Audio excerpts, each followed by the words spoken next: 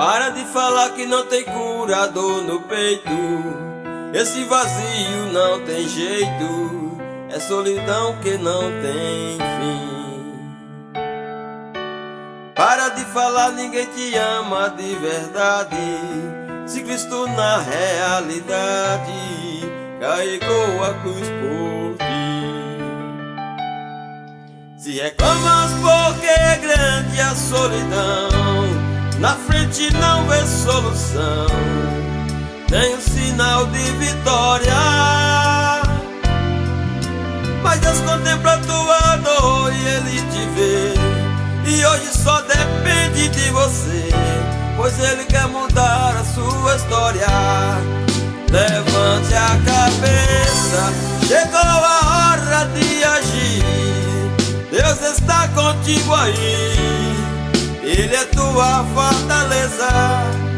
Levante a cabeça, valente seja nesta hora. Tome posse da vitória, mande embora a tristeza.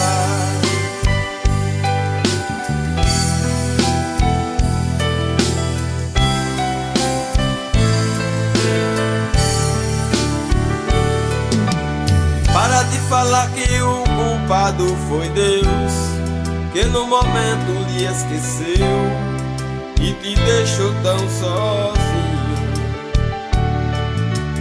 Para de falar que sofre ninguém está vendo, ouça Cristo lhe dizendo: estou contigo no caminho. E quando clamas, Deus ouve sua oração, faz de você um campeão. Fale com o Rei da Glória, e Deus contempla a tua dor, Ele te vê, e hoje só depende de você, pois Ele quer mudar a sua história. Levante a cabeça, chegou a hora de agir. Deus está contigo aí, Ele é tua fortaleza. Levante a cabeça, valente seja nesta hora. Tome posse da vitória, mande embora a tristeza. Levante a cabeça, chegou a hora de agir.